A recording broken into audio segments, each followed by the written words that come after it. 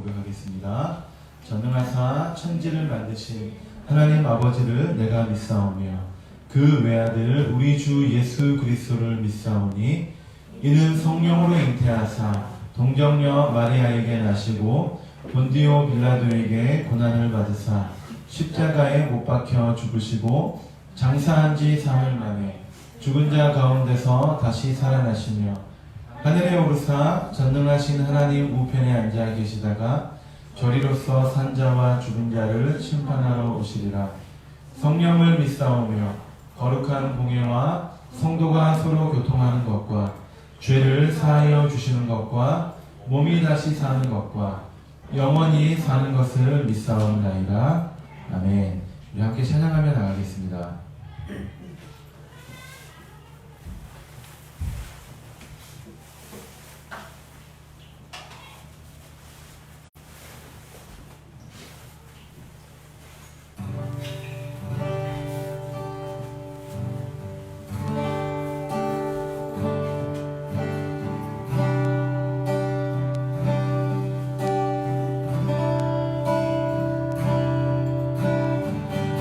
내 안에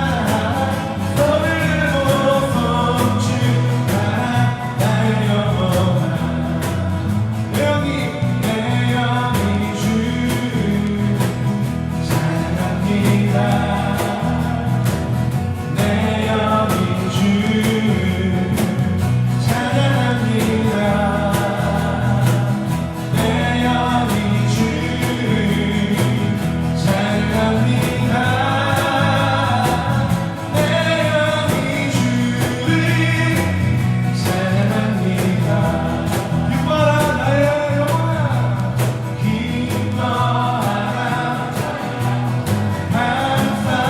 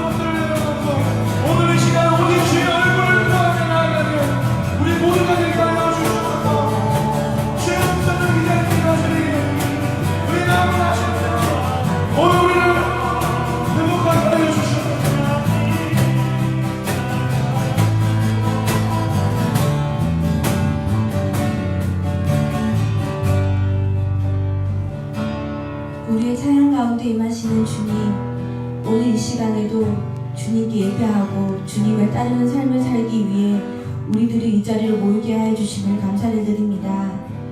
매 순간 주님께서 원하시는 것들이 무엇인지 고민하며 살아가는 우리들이 되게 하여 주시기를 간절히 원합니다.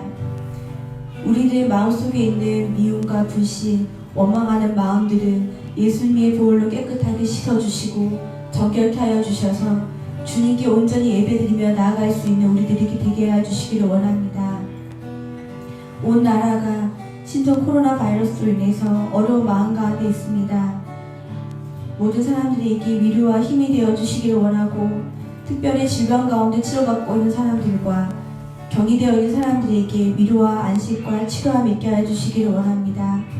또한 중국에 있는 수많은 질병에 감염된 사람들과 힘겹게 그들을 위해서 사투를 벌이고 있는 의료진들에게 힘과 위로와 치료 역사가 있게 하여 주시기를 간절히 원합니다. 우리 교회가 말씀 위에 바로 서게 하여 주시고, 성도 한 사람 한 사람이 세상에서 빛과 소금의 역할을 감당하는 참된 교회가 되게 하여 주시기를 간절히 원합니다. 목사님께 힘과 능력을 더하여 주시고 그 말씀 가운데 역사하여 주셔서 우리 모든 사람들이 변화되고 새롭게 되어진 역사가 있게 하여 주시기를 원합니다. 감사를 드리며 이 모든 것을 예수님의 이름으로 기도드립니다.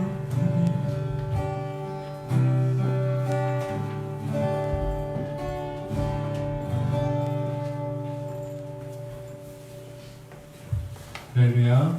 네, 잠시 광고 올리도록 하겠습니다. 주보 참조해 주시고요. 우리 2월달은 인내의 달입니다. 우리 이제 둘째 주가 지나갑니다. 우리 성령님이 가득한 교회 될 수 있게 우리 함께 기도하시면서 2월을 맞이했으면 좋겠고, 또 나아가서 2월달에 그 대신방 기간이 있습니다. 그래서 저한테 전화를 주셔서 조율을 해주시고, 지난주에는 우리 이유리 자매와 그 다음에 우리 윤성균, 우리 현진주 성도 집에 가서 이제 예배를 드렸습니다. 계속해서 우리가 그 전도사님이랑 저랑 주말 쪽으로 함께 시간을 맞추도록 할 테니까요. 여러분들이 함께 기도하시면서 신방을 맞이했으면 좋겠습니다.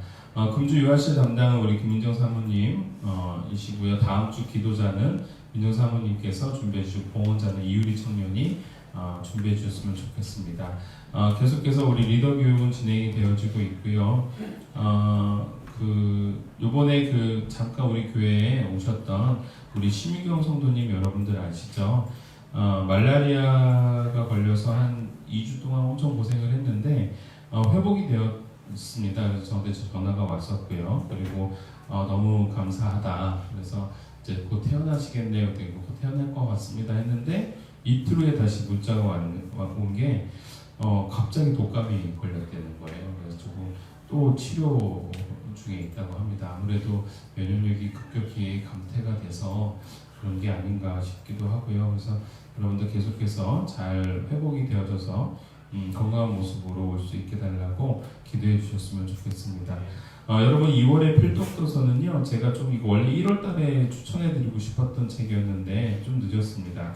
하나님과 함께 걸어가는 길이라는 책인데, 한원 목사님이 쓰신 책인데, 이렇게 일별로 묵상할 수 있도록 이렇게 한 페이지씩 이렇게 나와 있습니다.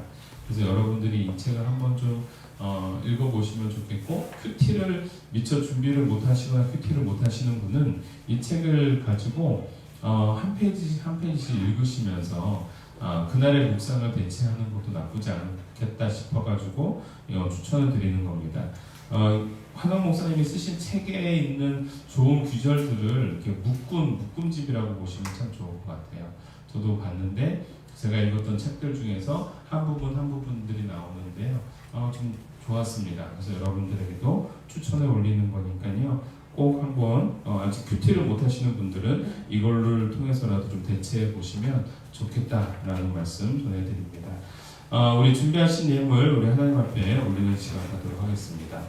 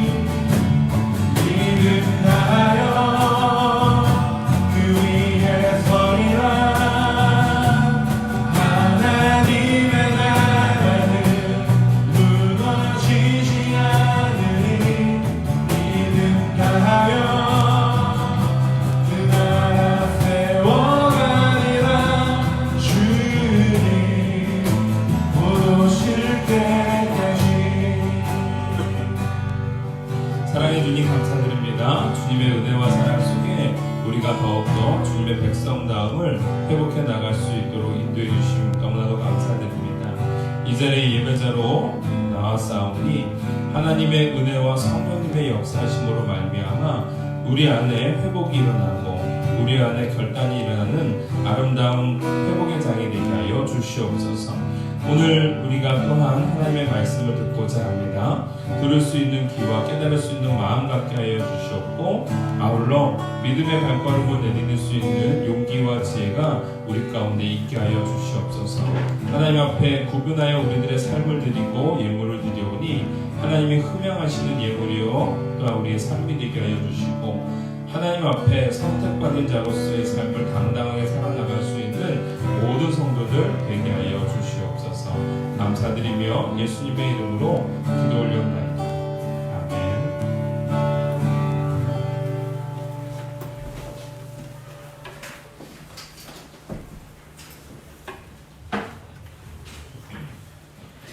자, 오늘 하나님이 우리에게 주시는 말씀은요, 제가 오늘 좀 변경했습니다. 다니엘서 6장 1절부터 10절 말씀을 다시 한번 보면서 그 안에 담겨있는 말씀을 살펴보도록 하시죠. 제가 공독해 올리도록 하겠습니다. 다리오가 자기의 뜻대로 고관 120명을 세워 전국을 통치하게 하고 또 그들 위에 총리 셋을 두었으니 다니엘이 그 중에 하나이라. 이는 고관들로 총리에게 자기의 직무를 보게 하여 왕에게 손해가 없게 하려 함이었더라. 다니엘은 마음이 민첩하여 총리들과 고관들 위에 뛰어남으로 왕이 그를 세워 전국을 다스리게 하고자 한지라. 이에 총리들과 고관들이 국사에 대하여 다니엘을 고발할 근거를 찾고자 하였으나 아무 근거 아무 허물도 찾지 못하였으니 이는 그가 충성되어 아무 그릇됨도 없고 아무 허물도 없음이었더라. 그들이 이르되 이 다니엘은 그 하나님의 율법에서 근거를 찾지 못하면 그를 고발할 수 없으리라 하고 이에 총리들과 고관들이 모여 왕에게 나아가서 그에게 말하되 다리오 왕이여 만수무강하옵소서. 나라의 모든 총리와 지사와 총독과 법관과 관원이 의논하고 왕에게 한 법률을 세우며 한 금령을 정하실 것을 구하나이다. 왕이여 그것은 곧 이제부터 30일 동안에 누구든지 왕 외에 어떤 신에게나 사람에게 무엇을 구하면 사자굴에 던져 넣기로 한 것이니이다. 그런즉 왕이여 원하건대 금령을 세우시고 그 조서에 왕의 도장을 찍어 메대와 바사에 고치지 아니하는 규례를 따라 그것을 다시 고치지 못하게 하옵소서 하매 이에 다리오 왕이 조서에 왕의 도장을 찍어 금령을 내니라. 다 같이 있습니다. 다니엘이 이 조서에 왕의 도장이 찍힌 것을 알고도 자기 집에 돌아가서는 윗방에 올라가 예루살렘으로 향한 창문을 열고 전에 하던 대로 하루 3번씩 무릎을 꿇고 기도하며 그의 하나님께 감사하였더라. 아멘. 오늘 다니엘서 6장 1절부터 오늘 10절의 말씀을 가지고요. 세상의 모함에 충성으로 반응하자. 세상의 모함에 충성으로 반응하자라는 제목으로 함께 은혜를 나누도록 하겠습니다. 얼마 전 제가 작년에 여러분들 광주에 제가 다녀온 거 여러분들 아시죠? 그러면서 제가 그때에 이제 말씀을 전하고 난 이후에 한 교사 선생님이 말씀이 너무 감사하고 너무 좋아서 특별하게 저한테 따로 선물을 하나를 좀 준비해 오셨습니다. 근데 그 선물이 뭐냐면 그 중국의 보이차라는 곳이었습니다. 저는 사실은 차를 좋아하긴 하지만 보통 제가 좋아하는 차는 이제 뭐 페퍼민트 차 같은 거, 얼그레이 차 같은 거 이런 거 사실 좋아하는데 이분이 선물한 이제 보이차는 그 모양이 그렇게 중국 거라서 그런지 모르지만 좀 약간 무시하는 건 아닌데 왜 웃어요? 왜 웃지? 이렇게 빈대떡 같은 그러한 차였습니다. 딱딱하게 굳어져 있는 빈대떡 같은 차인데 그걸 이렇게 잘라가지고 이렇게 한번 우려낸 걸 버리고 그걸 이제 먹으면 몸에 좋다. 특히 이제 목사님처럼 고지혈 그다음에 뱃살 나오고 이런 분들한테 지방 분해하는 데는 탁월한 또 왜 웃어? 그래서 이렇게 탁월하다 그러면서 생각해서 주셨다는데 별로 기분은 안 좋았습니다. 그래서 되게 예쁘게 이렇게 선물을 주셨는데 그게 사실은 저는 잘 모르죠. 모르니까 그냥 뭐 이제 다른 분들 드려라 이제 그랬습니다.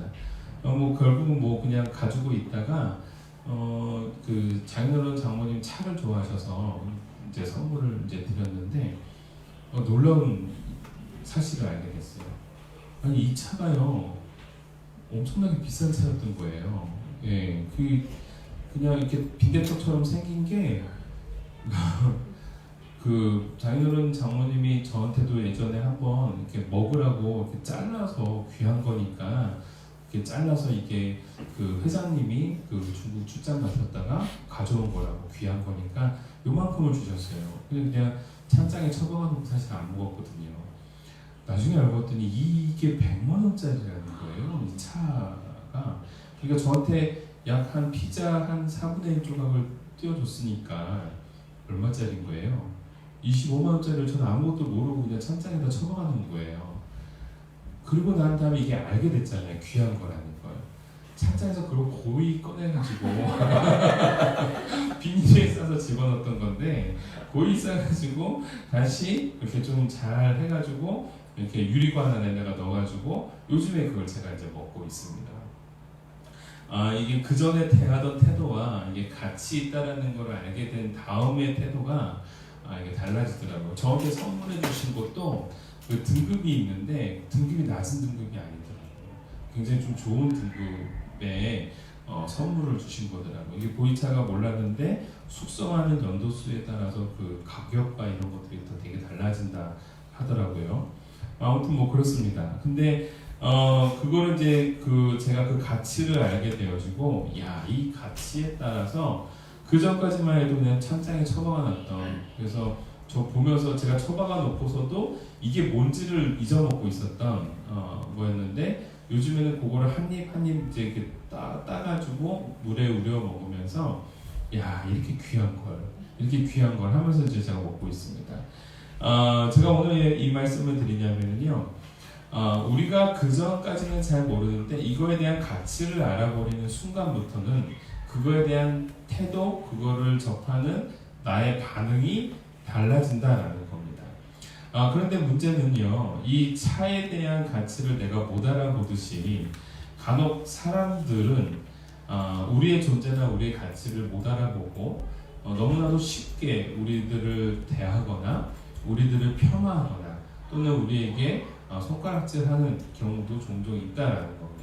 근데 여러분들, 우리가 분명히 알아둬야 될 것 중에 하나는 무엇이냐면, 우리는요 하나님께서 귀하고 아름답게, 그리고 예수님의 생명을 버리면서까지 구원해 내시기 위한 존재 있는 가치가 바로 우리들 한 사람 한 사람이라는 사실을 잊지 않기를 바랍니다.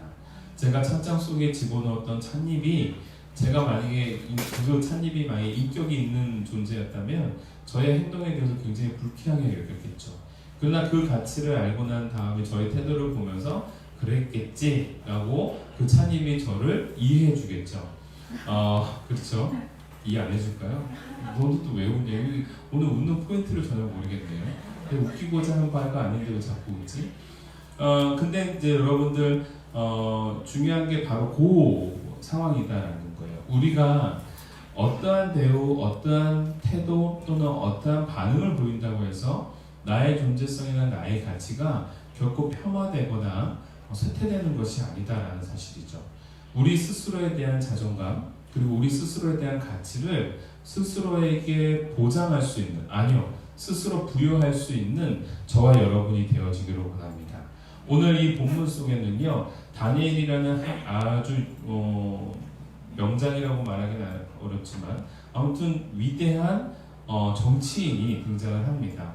얼마나 위대했는지 벌써 1절, 2절을 우리가 보면은 알 수 있지만요, 이 정권이 바뀌고 제국이 바뀌는데, 정권이 아니라 제국이 바뀌었는데도 불구하고 이 제국이 바뀌었음에도 불구하고 계속해서 인재 등용에 최고 관리직으로 등용되고 있는 사람이다라는 거죠. 지난번에 말씀을 드렸다시피 지금 나이가 약 한 80세 정도로 볼 수 있다라고 보았을 때 엄청나게 위대한 존재입니다. 게다가 오늘 이들이 모의를 꿈꾸고 있는 이유가 뭐예요? 이 사람이, 다니엘이 이 총리 셋 중에서도 최고 관리직에 올라갈 것 같은 거예요. 그러니까 수많은 고관들과 대신들이 함께 모의해서 이 다니엘이라는 사람을 모함해서 떨어뜨리게 하려고 하는 거죠. 근데 여러분 말씀을 가만히 살펴보니까 4절이요. 총리들과 고관들이 국사에 대해 다니엘을 고발할 근거를 찾고자 했으나 아무 근거, 아무 허물도 찾지 못하였으니 그 이유가 그가 충성되어 아무 그릇됨도 없고 아무 허물도 없음이었더라 라고 되어 있습니다. 그러니까 다니엘이라는 사람의 허물을 찾아내서 그의 약점을 공략을 해야 되는데 약점을 공략할 길이 없는 거예요. 약점이 없는 거예요. 그러니까 이들이 고안해낸 방법이 뭐예요? 5절 그들이 이르되 이 다니엘은 그 하나님의 율법에서 근거를 찾지 못하면 그를 고발할 수 없으리라. 즉 그가 율법에 준하는 그러한 상황이 되느냐 안 되느냐가 아니면 더 이상 이를 소위 말하자면 고발할 수 있는 근거가 아무것도 없다라는 겁니다. 그러니까 어떻게 해야 돼요? 이는 늘 하나님을 예배하는 자니까 예배를 드리지 못하도록 하고, 그렇죠? 그리고 예배를 드리지 못하도록 하는 거를 법으로 세워버리면 되겠구나 라고 생각을 한 겁니다. 그래서 이 총리들과 고관들이 모여서 이러한 법령, 즉 금령을 만들고 그 다리오 왕, 여기서 말하는 다리오 왕은 실제로 그 메데파사를 다스리고 있는 왕이 아니라는 것 제가 말씀을 드렸죠. 지금 임시적으로 좀 통치하고 있는 존재입니다. 그 다리오 왕에게 나아가서 이러한 금령을 세우고 나아갑니다. 근데 이 다리오 왕이 이 금령을 왜 만드는지를 모르는 거죠. 그래서 이제 가만히 말씀을 살펴보니까 8절에 왕이여 원하건대 금령을 세우시고 그 조서에 왕의 도장이 찍어 메대와 바사에 고치지 아니하는 규례를 따라 그것을 다시 고치지 못하게 하옵소서. 당연한 겁니다. 금령이 이미 선포되어지고 도장이 찍어지면 당연히 그럴 수밖에 없는 거예요. 자, 그리고 난 다음에 여러분들 그가 다니엘이 이제 기도하는 모습들을 이들이 발견하게 되어지죠. 아, 이제 다 함정에 걸렸구나 라고 한 다음에 12절에 보면 우리가 읽지는 않았지만 12절에 보면 그들이 나아가서 왕의 금령에 관하여 왕께 아뢰되 왕이여 왕이 이미 금령한 왕의 도장을 찍어서 이제부터 30일 동안에 누구든지 왕 외에는 어떤 신에게나 사람에게 구하며 사자굴에 던져놓기로 하지 아니하였나이까 하니 왕이 대답하여 이르되 이 일이 확실하니 메대와 바사에 고치지 못하는 규례니라 하는지라. 당연한 걸 왜 물어보냐? 이 뜻인 겁니다. 그랬더니 13절에 그들이 왕에게 말하여 이르되 왕이여 사로잡혀온 유다 자손 중에 다니엘이 왕과 왕의 도장이 찍힌 금령을 존중하지 아니하고 하루 3번씩 기도하나이다. 왕이 이제서야 왜 금령을 만들자고 했는지를 알게 된 거죠. 하지만 이미 왕의 도장이 찍혀있는 상황이었기 때문에 이거를 거부할 수가 없는 상황이었다라는 겁니다. 근데 여러분들 여기서도 보면 알다시피 이미 이 사람은 총리 중에 한 사람입니다. 그리고 다니엘은 고위 관직자죠. 그리고 80세입니다. 15살에 포로로 끌려와가지고 80세까지 고위 관직자의 역할을 계속했는데 이들이 다니엘에 대해서 뭐라고 얘기합니까? 사로잡혀온 유다 자손 중이라는 예전에 있었던 그의 정체성을 끄집어내가지고 올려놓습니다. 여러분, 세상은요 이렇듯 하나님의 사람으로 하여금 그 하나님의 사람으로서의 정체성, 그 하나님의 사람으로서의 존귀감을 상실하게 하고 망각하게 만드는 그러한 일들이 비일비재하다라는 겁니다. 그래서 우리가 이 땅에서 살아가고자 할 때에 세상은 우리를 그냥 내버려 두지 않습니다. 계속해서 우리로 하여금 낙심하게 만들고 시험에 빠지게 만들고 하나님을 예배하지 못하게 만들고 하나님을 믿고 있는 그 마음을 이상하게 우리 안에 괴로움과 또는 시기와 질투나 이런 것들을 통해서 갉아먹게 만들고 또는 상황에 따라서 하나님을 원망하게 만드는 것이 이 세상이다라는 겁니다. 그래서 오늘 이 본문 말씀을 통해서 우리가 계속해서 다니엘처럼 우리가 살아가기를 원하는데 그러기 위해서는 우리가 어떻게 해야 되는가? 바로 저는 그래서 우리 성도들이 그럼에도 불구하고 우리는 예배로 하나님께 충성하며 나가기를 원한다라는 겁니다. 그래서 첫 번째 대지가요, 하나님께 충성하자라는 겁니다. 하나님께 충성하자. 하나님께 무엇으로? 충성으로 반응해 나가야 된다라는 거예요. 그런데 하나님께 충성으로 반응해 나가야 되는데 하나님께 충성하는 방법으로는요, 따라해 봅시다. 예배. 네, 여러분 중요한 겁니다. 예배라는 거는 또 하나의 모양이 바로 겸손이다. 계속해서 말씀을 드리죠. 예배하는 자는 결코 하나님 앞에 교만한 자가 아닙니다. 예배하는 자는요, 하나님 앞에 늘 겸손한 자입니다. 나의 한계를 느끼고 나의 작음을 깨닫는 자. 그래서 하나님을 의지할 수밖에 없는 자. 하나님 앞에 나아갈 수밖에 없는 자. 오늘 저와 여러분들이요, 하나님 앞에 겸손한 자로 나아가는 하나님의 백성이 되어지기를 간절히 소원합니다. 오늘 본문 말씀 우리가 읽으면서 6장 10절 말씀을 주목해 보면서 오늘 다니엘이 어떠한 삶을 사는지를 한번 봅시다. 다니엘이 이 조사에 왕의 도장이 찍힌 것을 알고도 자기 집에 돌아가서는 윗방에 올라가 예루살렘으로 향한 창문을 열고 전에 하던 대로 하루 3번씩 무릎 꿇고 기도하며 그의 하나님께 감사하였더라. 여러분, 오늘 말씀을 보니까요, 예배로 나아가기 위하여 알고도 이 과정이 정말 중요하다. 리더 교육 때도 제가 말씀을 드렸는데 지난주에도 말씀을 드렸고요. 벨사살 왕은 알고도 하나님 앞에 교만한 모습들을 드러내는 반면에 다니엘이라는 사람은 알고도 하나님 앞에 예배자의 자리로 나아가고 있음을 보여주고 있다는 겁니다. 여러분, 이게 거룩한 습관의 연속성을 잃어버리지 않냐는 하나님 앞에서의 충성된 모습이다라는 겁니다. 우리가 충성된 하나님의 자리를 놓치지 않는 것, 그것은 곧 예배가 되는 겁니다. 이들이 이 다니엘이요, 무지하거나 무모해서가 아닙니다. 하나님 앞에 거룩한 습관의 연속성대로 하나님 앞에 예배의 자리를 꾸준하게 유지해 나가는 것, 이것은 바로 하나님의 은혜를 체험한 자가 발휘하게 되어지는 능력입니다. 하나님의 은혜를 망각하거나 하나님의 뜻을 잃어버렸을 때는요, 오히려 무지함이나 무모함이 드러날 때가 많습니다. 그런데 그래서 하나님을 저버리는 거죠. 그런데 하나님의 은혜를 체험한 자는요, 세상 사람들이 보기에는 무지해 보이고 무모해 보이는데 하나님 앞에 예배자로 그 예배 안에서 하늘의 공급함을 소원한다라는 겁니다. 여러분, 예배 참 생각하면 좀 우습지 않습니까?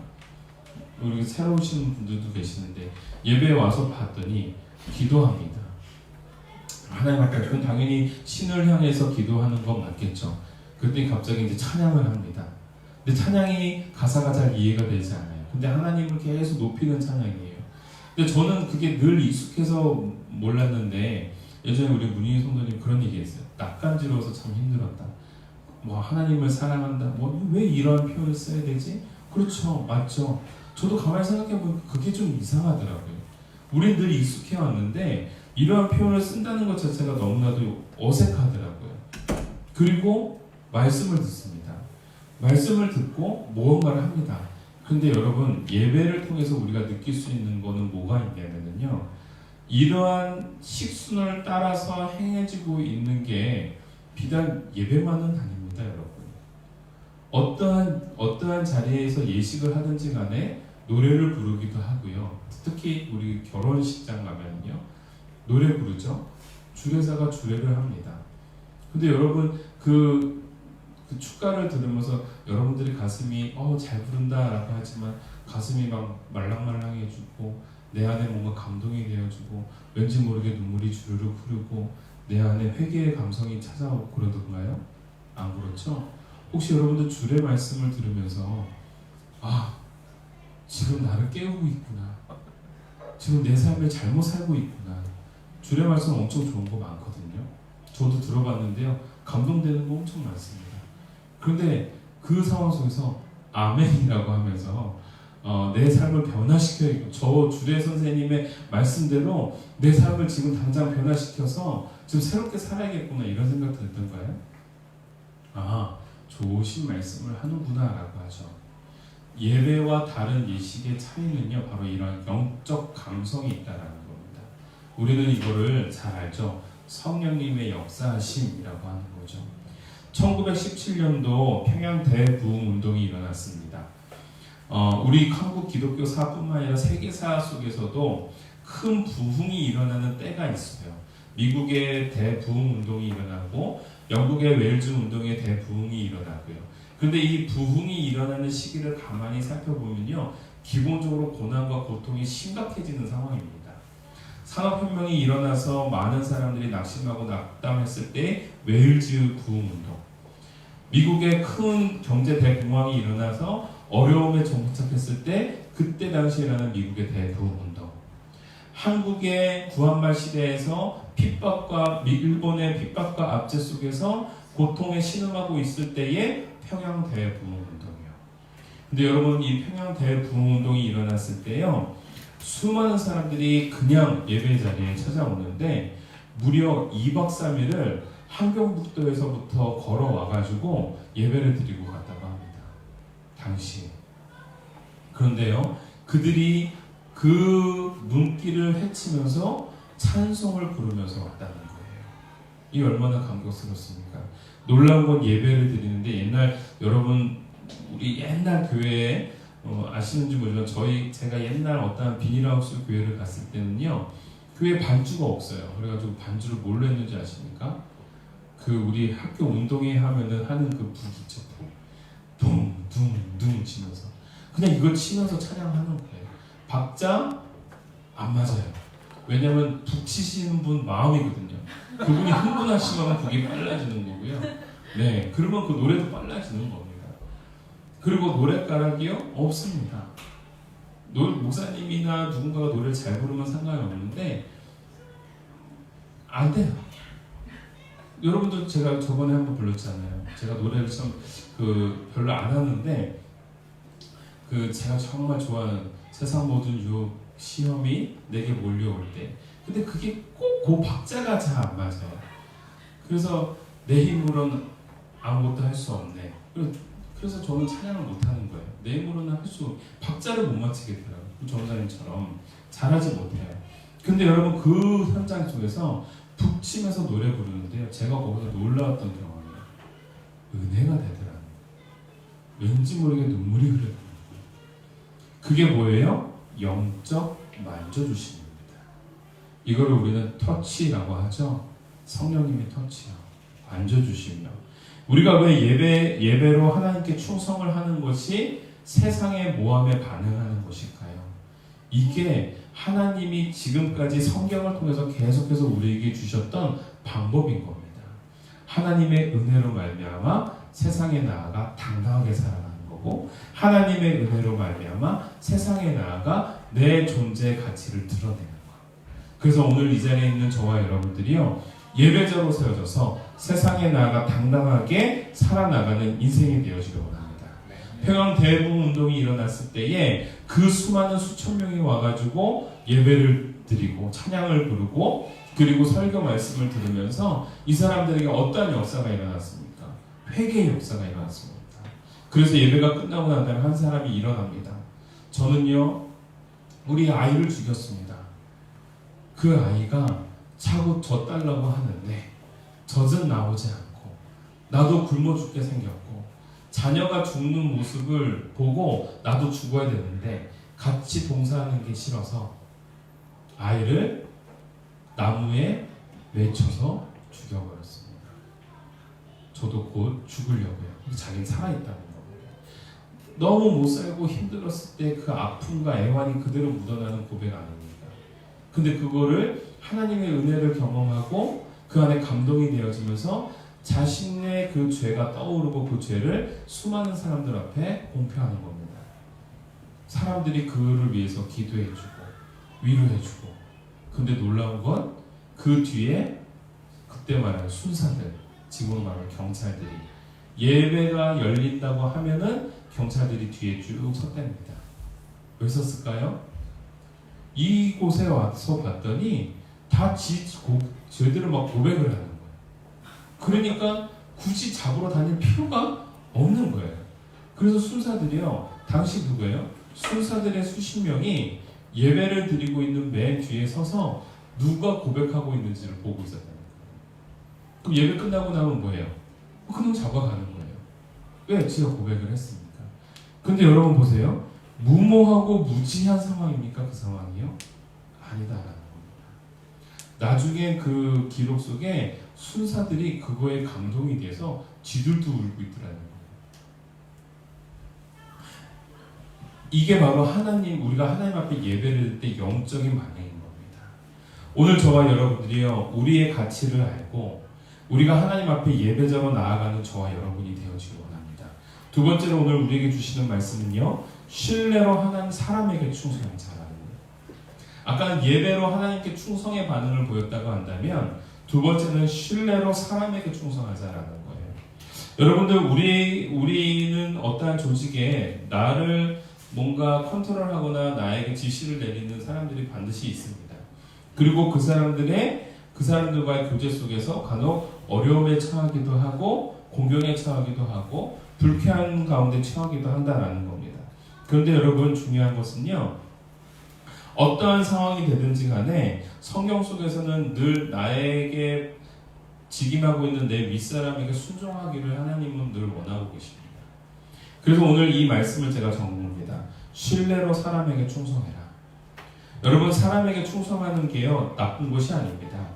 하나님의 원리 속에 순종해 나가는 또 다른 방법이기도 한 겁니다. 여러분, 이 충성됨이 있을 때요, 신뢰가 형성이 되어지고요, 신뢰가 형성이 되어지는 것 자체가요, 바로 무엇으로 드러나는 거냐면은 그 사람과 나 사이의 관계성뿐만이 아니라 내 조직 그리고 나에게 맡겨진 미션의 완성을 요구해 나가는 과정이 된다라는 겁니다. 여러분 보세요.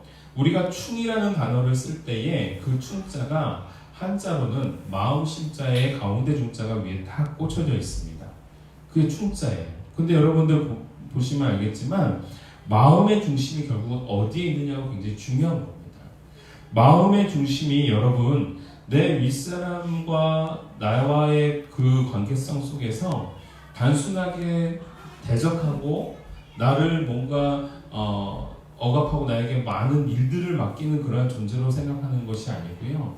내가 그분의 자리에 서서, 즉 내 마음의 중심을 그분의 자리에 옮겨서 그분과 함께 내 일들, 내 삶들을 해나가는 그 과정이 바로 충성의 자리다라는 겁니다.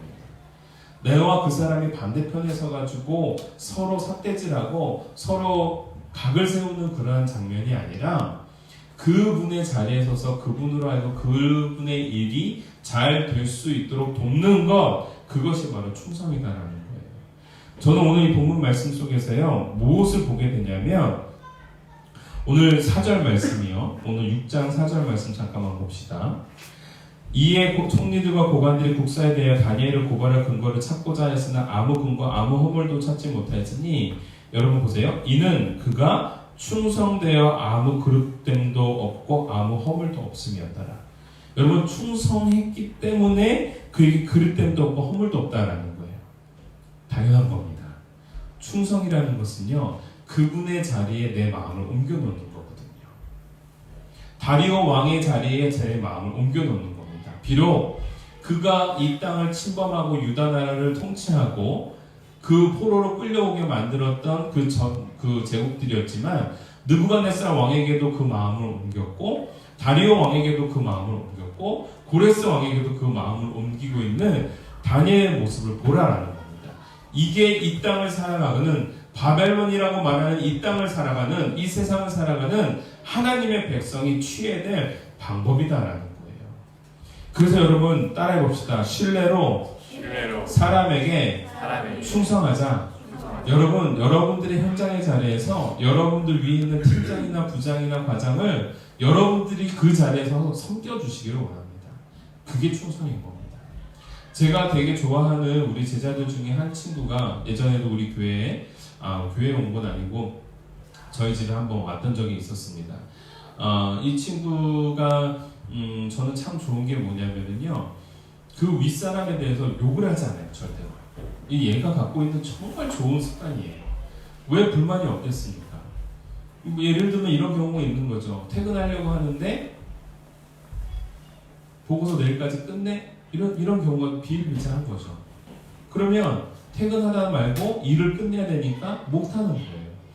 근데 이 친구는요, 제가 그 친구가 이걸 고민을 저한테 이제 얘기를 하는 겁니다. 심각하게. 목사님, 저 사실 고민이 있어서 목사님 찾아왔습니다. 그래, 무슨 고민인데, 제가 이게 잘못하는 건지 모르겠지만, 제 동기들이 저를 되게 싫어합니다. 이렇게 얘기합니다. 동기들이 자기 싫어한다는 거예요. 왜 싫어하냐 그랬더니, 모르겠다는 거예요. 너는 보면, 너는 동기들이랑 안 친하면 윗사람이랑은 친하냐 그랬더니, 윗사람은 친하다는 거예요. 근데 동기들이 자기한테 술자리에서 그런 얘기를 한다는 거예요. 왜 너는 자꾸 이 과장님을 감싸고 도냐? 이렇게 얘기를 한다는 거예요. 근데 그게 이유가 뭐냐면 이 과장이 그 동기들한테 일거리를 막 맡기거든요. 그러니까 동기들은 화가 나는 거죠. 지 일인데 그 일을 자꾸 나한테 맡긴다는 거예요. 근데 그래서 저는 용철이, 이름이 나오거든요. 용철이라는 친구한테 물어봤어요. 너는 뭐 어떻게 하냐? 자기 그냥 한다는 거예요. 원래 그게 위에서 시키면 해야 되는 거 아니냐. 이게 너무 놀라운 게 이게 나이점에서부터 어렸을 때부터 계속 그렇게 훈련을 받아서 그런지 시키면 자기는 해야 된다는 생각을 하고 있고 그 일이 나에게 떨어지는 순간부터는 그건 내 일이다라고 생각을 한다는 거예요. 그러니까 자기는 그렇게 하고 욕할 게 없다는 거예요. 저분이 정말 좋은 마음인 거죠. 저분이 잘 돼야 나도 잘 되는 거예요. 저분이 성과를 얻어야 나도 성과를 얻는 거예요. 저분이 안 되게끔 하면 내가 뭐가 되겠냐. 그런데 그렇게 고민을 하고 난 다음에요. 아마 아기를 낳아서 제가 아마 그 병원에 가서 다시 한번 물어봤던 그게 1년밖에 안 됐습니다. 근데 너무 기쁜 소식이 뭐냐면 목사님 저 2년 만에 과장 승진할 것 같아요. 초고속 승진이라고 합니다. 2년 만에 과장이 승진을 한다는 거예요. 야, 너 어떻게 이게 가능하냐.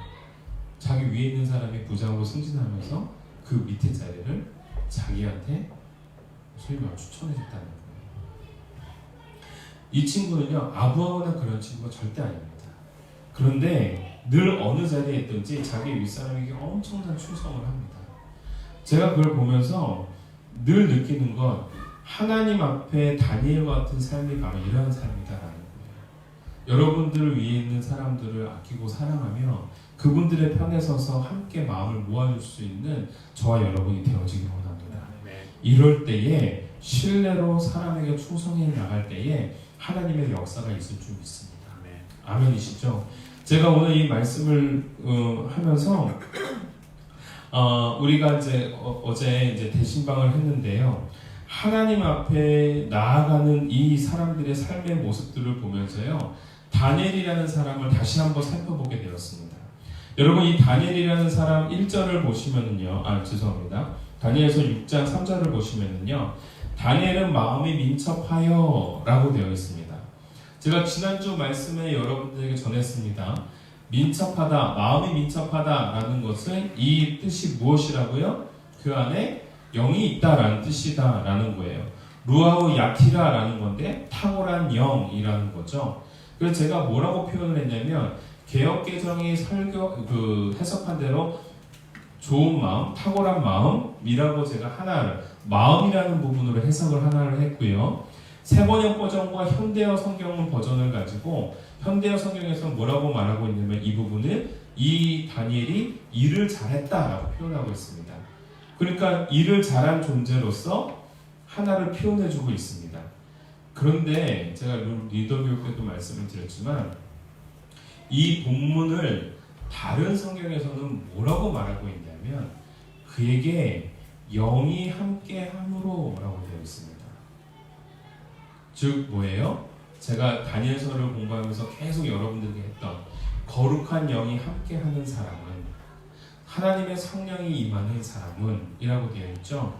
그래서 6장 3절 말씀을 보면 다니엘은 거룩한 영이 함께하는 자로 총리들과 고관들 위에 뛰어남으로 이게 해석이 되는 겁니다. 영이 함께하는 자요. 여러분 영이 함께하는 자는 어떠한 자일까요? 늘 하나님을 찾는 자가 거룩한 영이 함께하는 자입니다. 하나님을 찾는 자예요. 그래서 여러분, 하나님을 찾는 자는 거룩한 영이 함께하는 거예요. 시편 27편 이 말씀을 함께 봅시다. 이거는 우리 어제 제가 우리 유리 신방을 하면서 유리에게 주셨던 말씀을 해석해 낼 때에 썼던 본문 중에 하나인데요. 시편 27편 7절부터 10절 말씀을 좀 잠깐 볼게요. 이 부분이 어느 시냐면은요, 다윗이요, 사울 왕으로부터 이제 사울 왕이 자기를 죽이려고 한다는 소식을 알게 됩니다. 그리고 이제 광야로 쫓겨나가는 상황인 거죠. 쫓겨나가는 상황 속에서 다윗이 하나님 앞에 부르짖는 기도의 내용이 바로 시편 27편입니다. 함께 좀 읽어보도록 할게요. 여호와여, 내가 소리내어 부르짖을 때에 들으시고 또한 나를 긍휼히 여기사 응답하소서. 8절이요. 너희는 내 얼굴을 찾으라 하실 때에 내가 마음으로 주께 말하되 여호와여, 내가 주의 얼굴을 찾으리이다 하였나이다. 9절이요. 주의 얼굴을 내게서 숨기지 마시고 주의 종을 노하여 버리지 마소서. 주는 나의 도움이 되셨나이다. 나의 구원의 하나님이시여, 나를 버리지 마시고 나를 떠나지 마소서. 함께 있습니다. 10절이요. 내 부모는 나를 버렸으나 여호와는 나를 영접하시리이다. 아멘. 여러분 보세요. 도망치고 자기 홀로 광야로 향할 수밖에 없을 그때에 어느 누구도 자기를 도와주지 않은 겁니다. 하물며 자신의 아버지조차도 자신을 보호해 주지를 못하는 거예요. 왜요? 영모자거든요. 반란을 일으킨 자거든요. 자기를 도와주면 아버지도 죽을 수밖에 없는 상황인 거예요.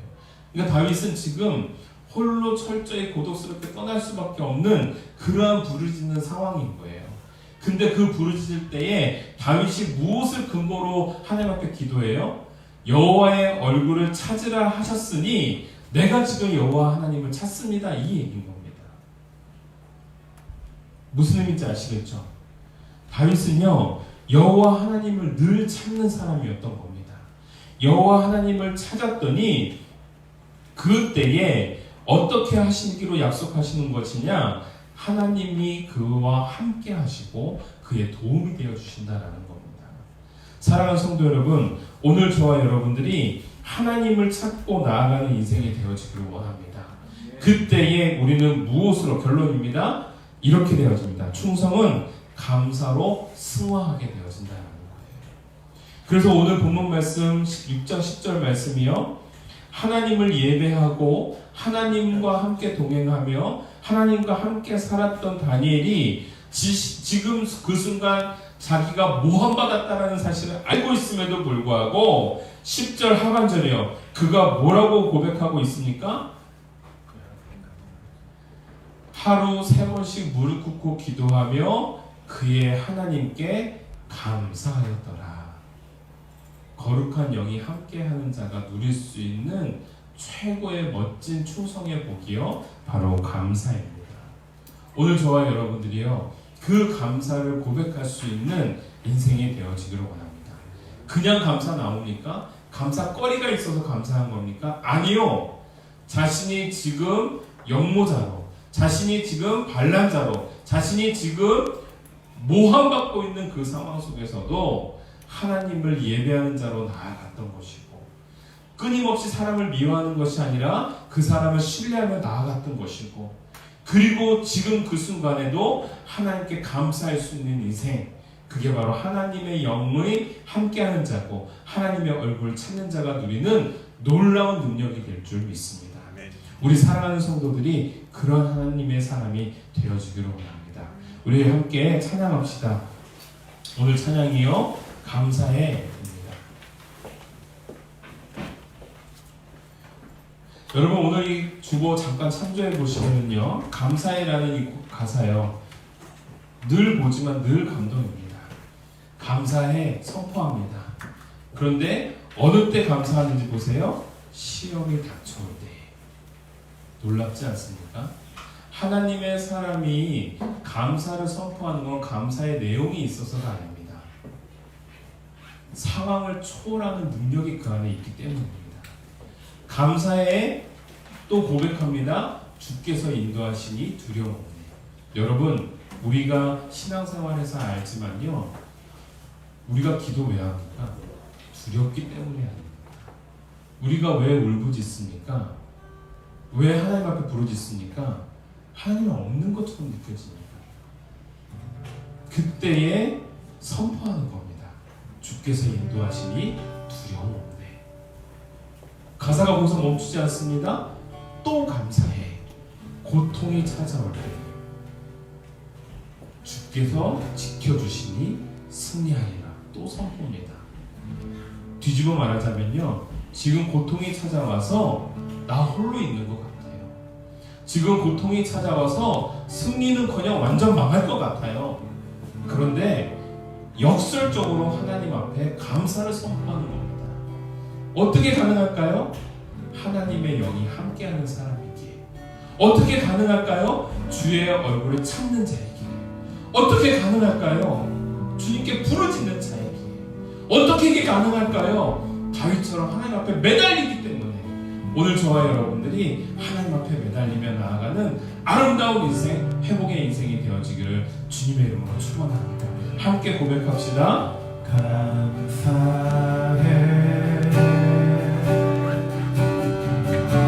시험이 닥쳐올 때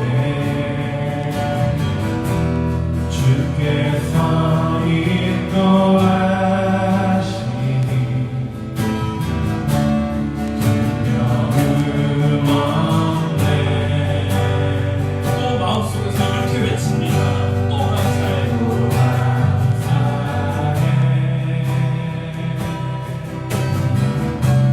고통이 찾아올 너무나 고백하고 고독 가운데 들어가지만 이렇게 고백합니다. 뭐라고 선포합니까?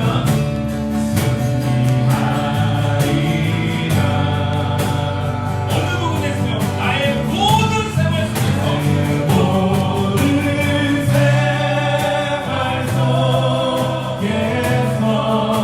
누구야? 주님이 함께하시니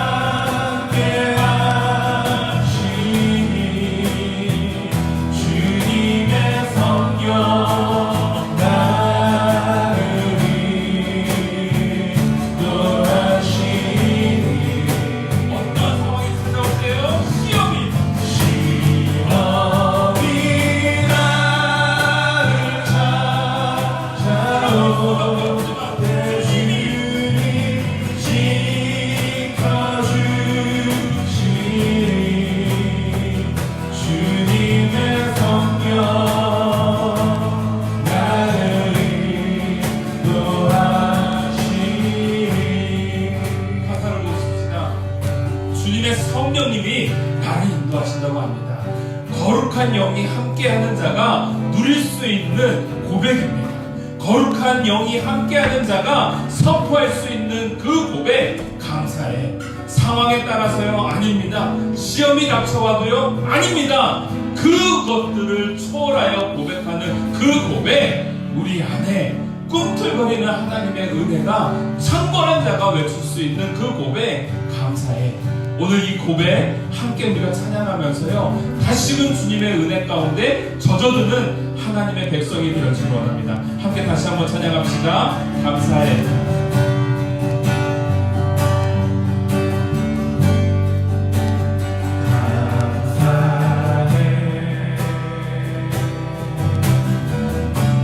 시험이 닥쳐올 때 주께서 인도하시니 선포합니다. 두려움 없네. 두려움 없네.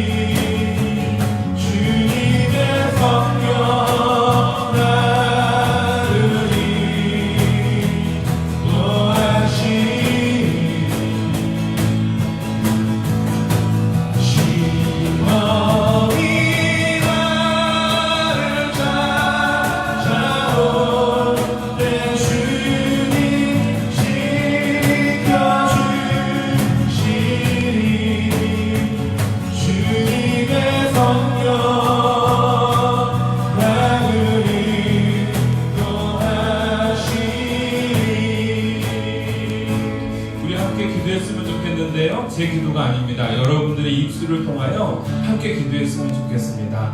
뭐라고 기도하면 좋을까요? 이렇게 기도합니다. 하나님, 내 삶 가운데 감사가 선포되어지는 인생이 되게 하여 주시옵소서. 상황과 시험과 역경 때문에 비난과 비판과 내 안에 있는 원망이 쏟아지는 인생이 아니라 시험과 고통이 찾아오는 그 순간에도 초월한 하나님을 향한 감사가 넘치는 하나님의 은혜가 가득한 충만한 내가 되게 하여 주시옵소서. 아울러 하나님의 영이 함께하는 자에게 이 감사가 선포할 줄 믿습니다. 내 힘이 아니라 주의 영역, 주의 성령으로 주의 인도하심에 따라 살아가는 내가 되게 달라고, 우리 가정이 되게 달라고, 그리고 우리 자녀들이 되게 달라고, 우리가 다 같이 한번 주여 한번 외치고 기도하며 나가도록 하겠습니다. 주여, 하나님 아버지 감사합니다. 오늘 하나님 앞에 우리 사랑하는 주의 백성들이 마음을 모아 주님 앞에 기도합니다. 하나님 앞에 감사의 선포를 올리고 하나님 앞에 더욱더 주님 앞에 나아가는 인생이 되기를 간절히 소원하오니, 아버지 하나님, 우리 사랑하는 성도들 한 사람 한 사람이 세상의 역경과 시련과 모함에 휘둘리는 삶이 아니라 그 상황이 알매도 불구하고 거룩한 습관을 가지고 주님 앞에 예배자로 나아가며 주님을 찬양하는 아름다운 인생이 되게 하여 주시옵소서. 그리하여 그들의 삶 속에 고통이 찾아오고 시험이 찾아온다 하더라도 그의 모든 생활 속에서 주님을 노래하는, 주님께 감사를 올리는 아름다운 성령님의 사람들, 우리 사랑하는 성도들이 되게 하여 주시옵소서. 어떠한 역경이 찾아와도 또 감사를 노래할 수 있기를 원합니다. 어떠한 상황이 찾아와도 두려움 없다고 선포하는 인생이 되어지기를 원합니다. 어떠한 상황이 찾아와도 해내야 나의 인생이다 할지라도 승리를 선포해 나가는 우리 사랑하는 성도들이 될 수 있도록 주장하여 주시옵소서. 늘 주님의 성령님이 함께 하시므로 늘 매 순간순간마다 충성으로 하나님 앞에 화답할 수 있는 인생이 되게 하여 주시옵소서. 아버지 하나님, 오늘 하나님의 사랑하는 백성들이 주님 앞에 나아갈 때에 그 심령 하나하나 어루만져 주시옵고 세상이 줄 수 없는 놀라운 하늘의 능력이 우리 사랑하는 백성들의 마음을 어루만져주고 회복시켜 나가는 인생이 되게 하여 주시옵소서. 주님 앞에 간구하고 주님 앞에 엎드렸습니다. 주님 응답하여 주시옵소서. 사랑해 주님 감사합니다. 하나님의 아름다운 백성들 세상에 나아가 주의 말씀대로 살려고 발버둥칠 때 세상이 찾아오는 수많은 풍파 속에, 세상에서 찾아오는 수많은 시험 속에 억눌려지고 쓰러지고 넘어질 때가 얼마나 많은지 모릅니다. 내 생활의 모든 삶이 고통의 무게로 나를 짓누를 때에 숨 쉴 수조차 없어 홀로 울고 홀로 고독스러운 가운데 뜬 눈으로 밤을 새우는 경우가 많습니다. 그러나 주님, 그때마다 우리가 주님 바라볼 수 있게 하여 주시옵소서. 그때마다 주님 앞에 부르짖을 수 있는 우리가 되게 하여 주시옵소서.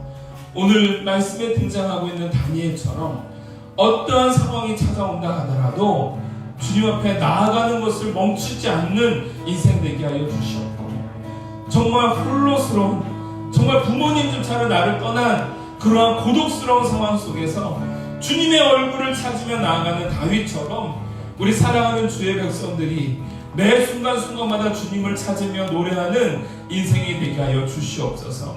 그리하여 감사해, 그 어떠한 상황과 여건에 따라 감사가 결정되는 것이 아니라 초월된 감사의 선포가 있게 하여 주셨고, 그 초월된 감사 속에서 새로운 하나님의 역사를 맛보고 기적을 맛보는 우리 사랑하는 주의 백성이 되게 하여 주시옵소서. 지칠 때마다 능력 허락하여 주시옵고, 낙심될 때마다 주님이 일으켜 세워주시옵고, 그의 삶의 자리에서 주저앉아 있을 때에 주님이 사랑하고 충성된 종아, 내가 너와 함께한다라는 그 고백의 역사가 우리 사랑하는 모든 성도들에게 있게 하여 주시옵소서. 매일매일의 삶 속에 쓰러질 수밖에 없는 나이지만 다시금 말씀 부여잡고 이번 한 주 살아내기를 원합니다. 다니엘처럼 굳건하게 믿음 지키기를 원합니다. 사랑하는 주의 성도들, 하나님께서 다시 한번 의로운 오른팔로 붙잡아 주시사 결코 쓰러짐 없이 여호수아처럼 담대하고 강하게 하나님의 뜻대로 세워져 나갈 수 있도록 주장하여 주시옵소서. 감사드리며 예수님의 이름으로 기도 올려옵나이다. 아멘.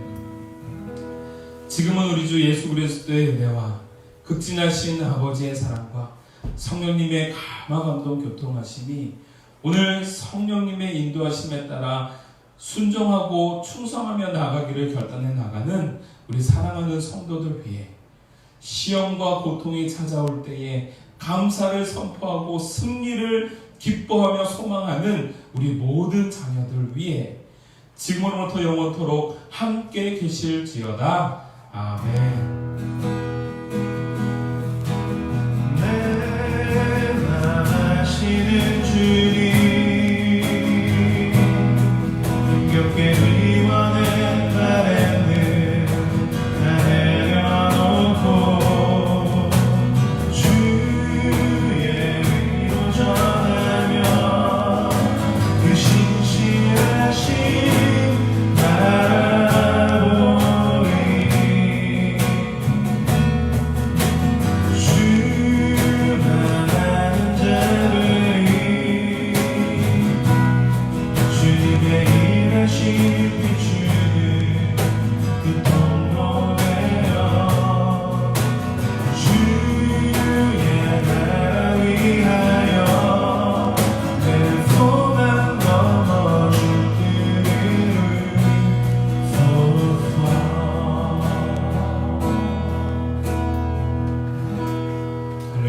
이번 한 주간도 승리로 점철되어져 나가는 우리 이루민들이 되어지기를 주님의 이름으로 축원합니다. 우리 서로를 위해 격려의 박수요. 고맙습니다. 승리하십시오.